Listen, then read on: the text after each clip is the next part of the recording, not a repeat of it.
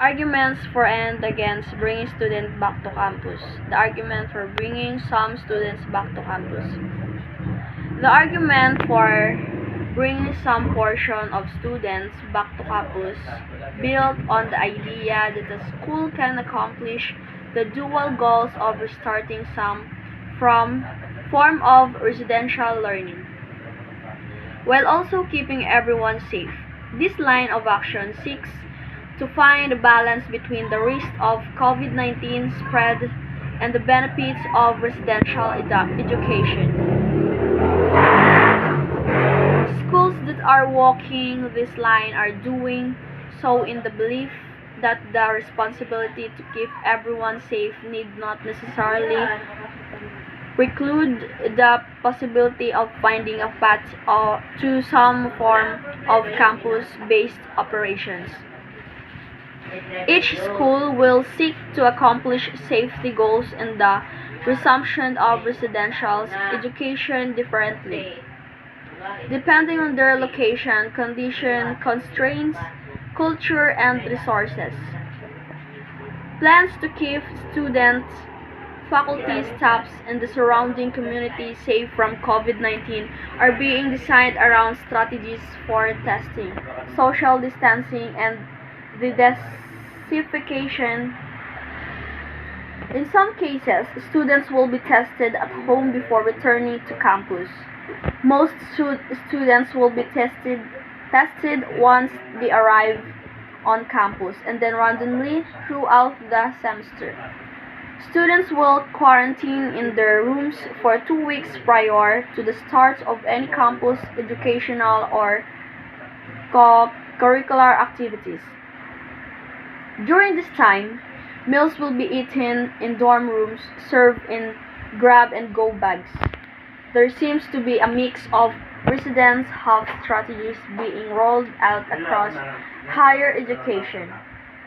Some schools are moving to have on-campus students live only in singles, accomplishing this by bringing back portion of their students' bodies.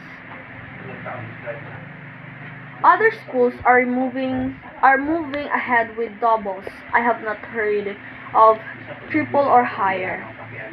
For universities inviting students back to campus, most classes in the fall will still be delivered online instead of learning online from home. Any students at schools resuming residential operation will be studying from their rooms or off-campus apartments. Only some classes will include face-to-face meetings. Schools that are bringing students back to campus will seek to enforce social distancing guidelines through education, news, rules, and enforcement. Colleges are creating online learning materials and written pledge that students must sign about safe COVID-19 behavior. If courses are run with face-to-face components, then the number of students per classroom will be reduced, often dramatically, to allow for distancing. Students who show symptoms or test positive will be quarantined in residence halls or other places that are being set aside for their eventuality. To reduce student circulation, false breaks will be eliminated. At many schools, the in-person residential portions of semester will end at Thanksgiving, with students finishing the semester remotely.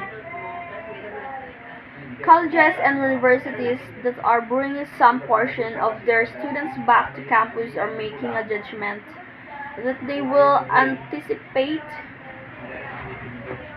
anticipate and avoid the factors that enable disease transmission and quickly adapt if students, faculty, or staff begin to test positive. The levels of vigilance will be high and schools will be ready to quarantine and separate campus community members if necessary If necessary, schools starting the fall, while students on campus can pivot again if circumstances dictate dictate back to fully remote learning.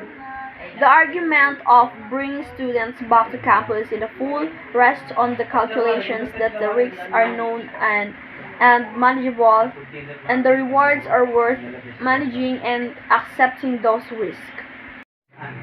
Campus activities, both curricular and co-curricular, will be very different than they were in the past.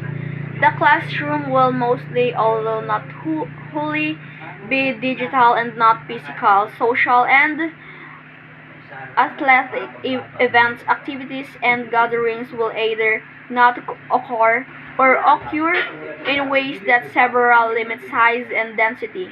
Schools with students back on campus will seek to discover how to gain some of advantages inherent in residential education while also working to ensure that everyone stays safe.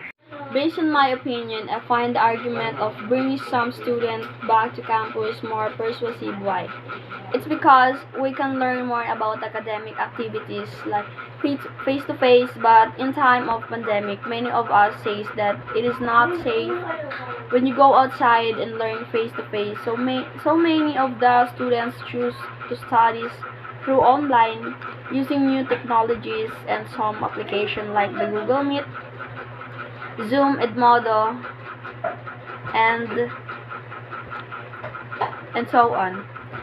The question is, can the students gain knowledge through online session?